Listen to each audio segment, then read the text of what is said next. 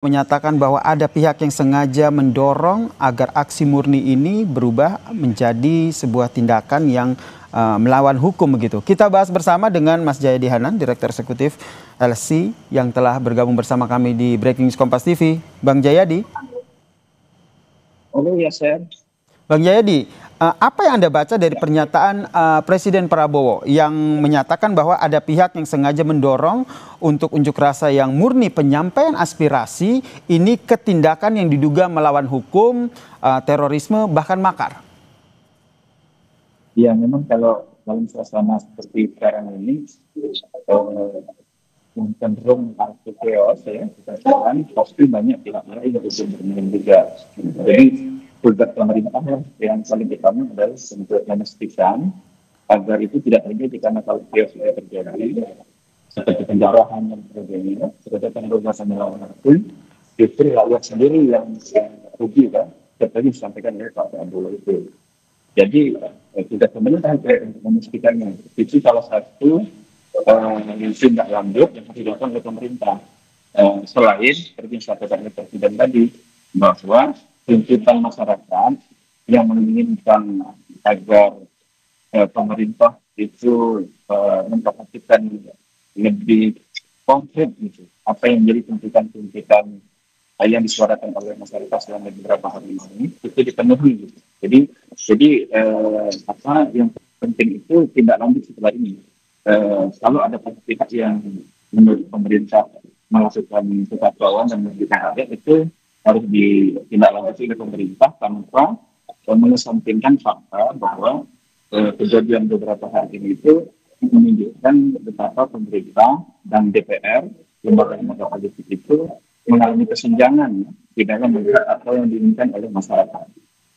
Jadi menurut Anda ini menjadi hal yang mendasar begitu ketika Presiden Prabowo menyatakan bahwa memang ada pihak yang memang ingin merubah ataupun menggeser murni aspirasi rakyat yang disampaikan melalui unjuk rasa ini ke tindakan yang melawan hukum dan juga makar ini?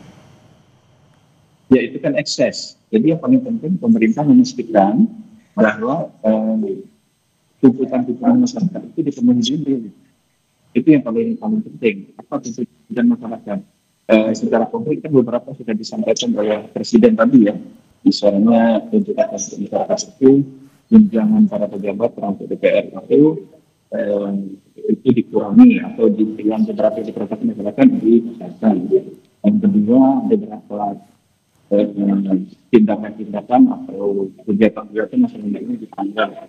Tidak peka terhadap situasi masyarakat yang sedang sulit itu ditunda dulu, seperti sampai seperti Prabowo soal pendidikan luar negeri, soal apa yang dan soal yang lain dari seluruh lembaga. Saya kira yang dikatakan bukan hanya DPR yang beberapa hal yang secara masyarakat, tapi juga pemerintah secara keseluruhan. Baik, Bang Jayadi, kalau kita lihat tadi setelah bertemu dengan sejumlah pimpinan partai politik, begitu kemudian juga menyampaikan sejumlah hal termasuk yang tadi kita bahas, sekarang masih tengah berlangsung rapat kabinet, bisa dikatakan rapat kabinet mendadak begitu. Menurut Anda, apa yang tengah digodok dalam rapat kabinet ini?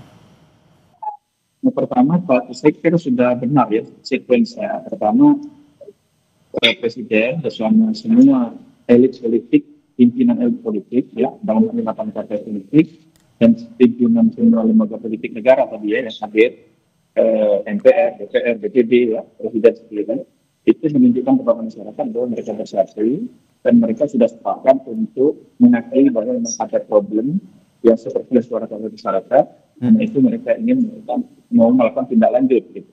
Nah, untuk tindak lanjut yang lebih konkret itu kan ditunjuk oleh masyarakat, tidak hanya janji.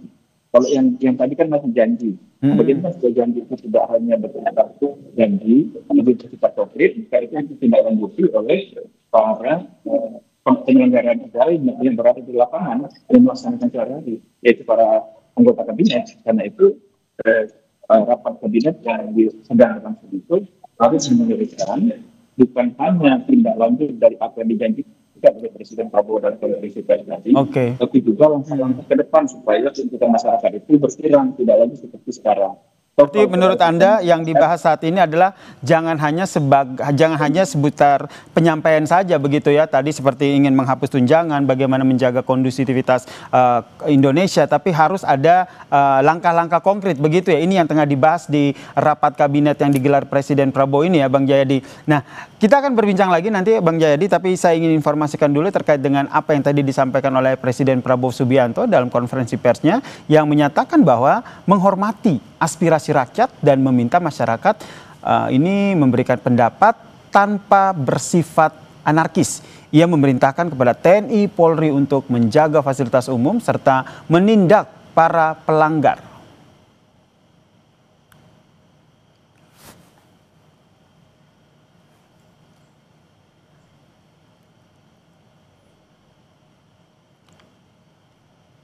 Penyampaian aspirasi bisa dilakukan secara damai. Namun, jika dalam pelaksananya terdapat kegiatan-kegiatan yang bersifat anarkis, destabilisasi negara, merusak atau membakar fasilitas umum, sampai adanya korban jiwa, mengancam dan menjarah rumah-rumah dan instansi-instansi publik maupun rumah-rumah pribadi, hal itu merupakan pelanggaran hukum dan negara wajib hadir dan melindungi rakyatnya.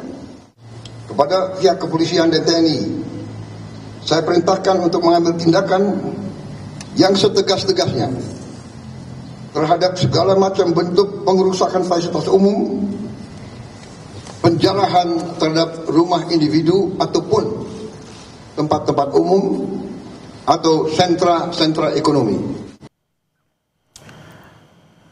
Selain meminta masyarakat untuk tenang dan percaya pada pemerintah dan juga meminta masyarakat untuk menyampaikan aspirasi dan juga kritik maupun aspirasi mereka secara baik begitu, tidak dengan anarkistis, Presiden Prabowo Subianto juga dalam konferensi pers tadi menyampaikan sejumlah hal, termasuk meminta kepada pimpinan DPR untuk menghapus tunjangan anggota DPR, kemudian meminta agar mengusut tuntas kasus kematian dari pengemudi ojol yang secara transparan dan juga meminta moratorium kunjungan kerja luar negeri yang juga menjadi sorotan dalam apa yang disampaikan oleh Presiden Prabowo Subianto adalah ia meng-highlight bahwa ada pihak yang sengaja mendorong untuk menggeser apa yang disampaikan oleh pengunjuk rasa secara murni ke tindakan yang diduga melawan hukum, makar dan juga terorisme, saudara.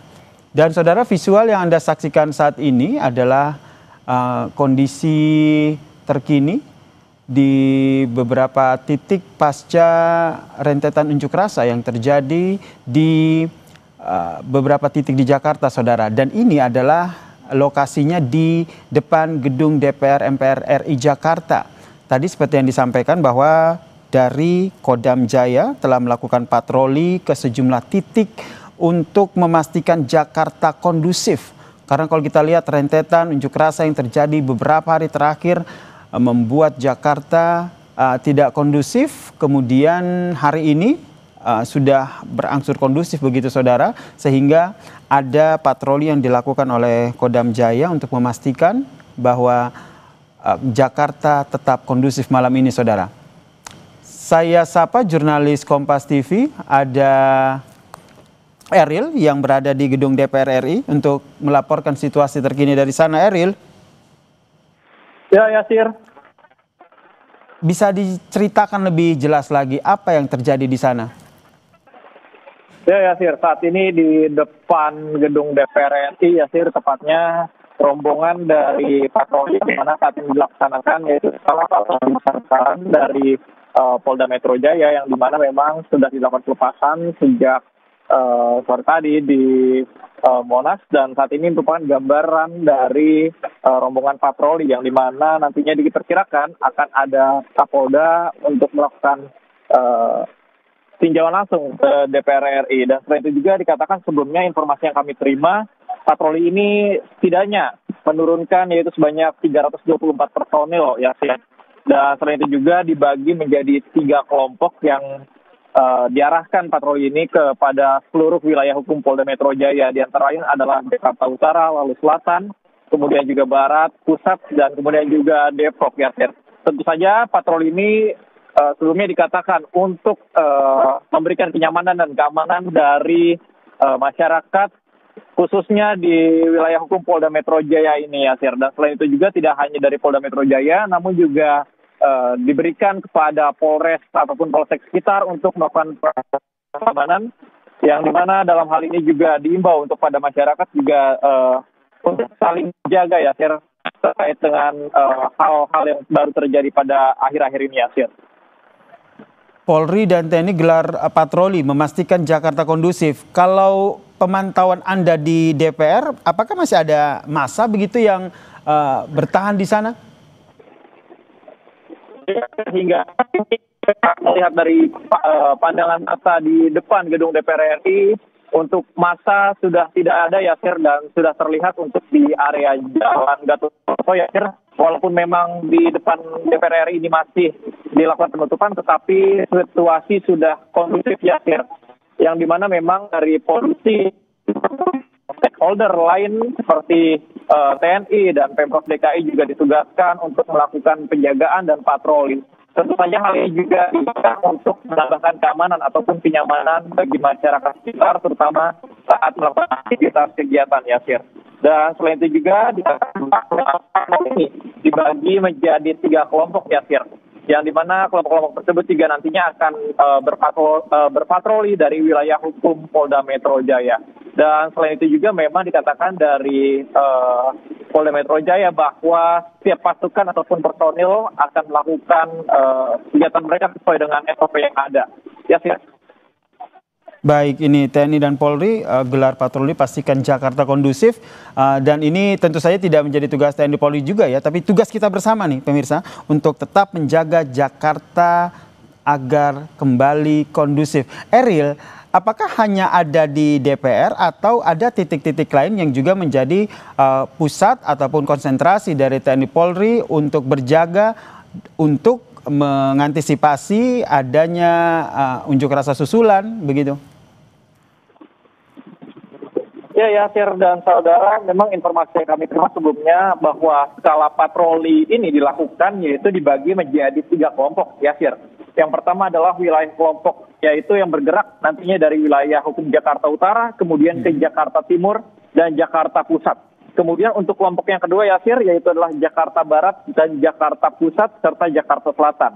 Lalu kelompok yang terakhir yaitu kelompok ketiga ya, yang akan nantinya melakukan patroli dari mulai wilayah Jakarta Selatan dan juga Depok. Tentunya dalam hal ini Polda Metro Jaya juga mengatakan bahwa jika masyarakat melihat adanya tindakan yang merugikan ataupun tidak menyenangkan, bisa melakukan pelaporan yang dimana nantinya dari tim patroli ini akan siap untuk melakukan keamanan dan kenyamanan, tentunya untuk menjaga dari kenyamanan masyarakat sekitar baik saat beraktivitas ataupun melakukan kegiatan di sekitar rumahnya. Ya, Baik, terima kasih Ariel Wiranata atas informasinya dari gedung DPR MPR RI Jakarta, memantau bagaimana TNI Polri yang menggelar patroli demi memastikan Jakarta kondusif. Tadi ada 3 rute yang dilakukan untuk melakukan patroli ini. Rute pertama itu dari Jakarta Utara menuju ke timur, kemudian berakhir di Jakarta Pusat. Lalu rute yang kedua dari Jakarta Barat menuju ke Jakarta Pusat dan Jakarta Selatan. Dan rute terakhir dari Jakarta Selatan menuju Depok dan sekitarnya. Tentu saja tujuannya adalah memastikan Jakarta kondusif pasca rentetan unjuk rasa yang terjadi pada beberapa hari terakhir yang menyebabkan kericuhan dan kerusakan sejumlah fasilitas. Dan kami juga masih mencermati bagaimana jalannya rapat kabinet mendadak yang dilakukan oleh Presiden Prabowo Subianto di Istana, dan bagaimana pemerintah bisa memastikan kondisi kondusif ini bisa berlangsung lama dan tidak ada lagi gerakan massa yang berujung pada kericuhan. Saya masih menyapa Bang Jayadi Hanan. Bang Jayadi. Ya, Sir. agak kecil suaranya, tapi nggak apa-apa. Ya sudah jelas sekarang. Pertanyaannya adalah tadi sudah meminta agar menghapus tunjangan DPR, tapi tentu yang ingin masyarakat inginkan adalah bagaimana pemerintah bisa memastikan bahwa tidak ada lagi unjuk rasa yang berujung pada anarkistis dan memastikan tidak hanya Jakarta tapi Indonesia ini kondusif. Iya, itulah saya kira tugas dari pemerintah ya untuk memastikan penyampaian aspirasi masyarakat itu kemarin kan berujung anarkis antara lain karena tindakan aparat ya, dipicu oleh tindakan aparat yang menimbulkan kematian salah seorang Budi Ojol itu. Jadi harus dilihat sumber-sumbernya itu secara tuntas gitu, supaya bukan hanya tuntutan masyarakat ke depan yang bukan hanya tuntutan masyarakat itu yang dipenuhi seperti soal tunjangan DPR ya, tapi juga soal untuk memastikan agar ke depan aparat negara dalam menghadapi penyampaian aspirasi masyarakat yang sesuai yang memang dilindungi oleh hukum itu bisa berlangsung tanpa adanya hal-hal yang bersifat anarki itu. Jadi kedua sisi itu. Nah, kemudian yang kedua yang penting itu pemerintah memastikan agar akar masalah yang disampaikan oleh masyarakat itu, misalnya soal tunjangan DPR itu kan cuma salah satu gejala saja. Problemnya adalah pada bagaimana sistem penggajian tunjangan untuk pejabat-pejabat negara yang terlalu jauh jaraknya dengan masyarakat. Yang kedua adalah bagaimana mereka berkomunikasi dengan masyarakat tanpa terkesan bahwa mereka flexing gitu. Itu yang membuat masyarakat makin tidak terima kan. Lalu soal kepekaan situasi masyarakat secara ekonomi sekarang memang sedang sulit di mana-mana. Karena itu pejabat negara termasuk DPR harus betul-betul menunjukkan kepekaannya, dan pemerintah betul-betul menunjukkan seperti kata Pak Presiden tadi, kerja keras untuk mengutamakan apa-apa yang menjadi kebutuhan rakyat. Ya, mengutamakan kepentingan rakyat begitu. Seperti yang tadi Bang Jadi sampaikan bahwa tunjangan fantasi DPR ini hanya satu dari sekian banyak keresahan publik begitu ya terhadap anggota dewan begitu. Termasuk salah satunya adalah pola komunikasi dan juga bagaimana rasa empati anggota dewan merespons apa yang menjadi keresahan dan juga aspirasi dari masyarakat. Menurut Anda, apakah ini yang juga menjadi evaluasi bersama begitu yang dilakukan oleh Presiden Prabowo bersama dengan sejumlah ketua umum partai yang diundang ke istana? Bagaimana? Menurut Anda, dengan adanya ketua umum partai politik yang diundang ke istana, ini menjadi salah satu langkah yang harus segera diambil agar anggota dewan yang saat ini duduk di Senayan itu benar-benar betul-betul dievaluasi secara menyeluruh. Tidak hanya soal tunjangan kerja, tapi juga pola komunikasi dan juga empati terhadap publik. Ya, betul. Jadi pertama, semua partai politik diundang itu untuk menunjukkan bahwa Presiden bersama-sama mereka itu semua elit bersatu ya untuk mengatasi problem-problem yang disuarakan oleh rakyat ini. Yang kedua itu betul untuk memastikan bahwa anak buah anggota-anggota partai politik ini bisa diingatkan secara langsung oleh para ketua umumnya, karena bagaimanapun mereka itu wakil rakyat, tapi sehari-hari kan mereka antara lain dikontrol oleh ketua-ketua partai politik itu. Jadi itu satu keharusan, karena bagaimanapun pemerintahan ini kan terdiri dari berbagai partai yang ada di kabinet maupun yang ada di lembaga DPR. Jadi harus melibatkan ketua-ketua partai itu. Kalau tidak nanti himbauan presiden atau apa yang disampaikan oleh presiden itu nanti berhenti di himbauan atau berhenti di pernyataan saja. Tidak ada eksekusi, tidak ada follow up-nya begitu ya. Nah, salah satu follow up-nya yang sudah berlangsung, yang tadi sama-sama kita saksikan juga adalah sejumlah partai politik akhirnya sudah menonaktifkan anggota DPR-nya. Apakah ini menurut Anda cukup sampai di sini atau ada langkah lain yang perlu dilakukan oleh mereka-mereka yang menyinggung hati rakyat, menyinggung rasa empati rakyat untuk berbicara ke publik, atau apa yang harus dilakukan? Ya, yang harus dilakukan adalah mengevaluasi secara menyeluruh, ya, bagaimana kontrol terhadap kinerja anggota DPR, anggota-anggota DPR kalau di DPR ya, supaya mereka terlihat bekerja oleh masyarakat, menunjukkan baik masyarakat di dapil masing-masing maupun di masyarakat secara nasional.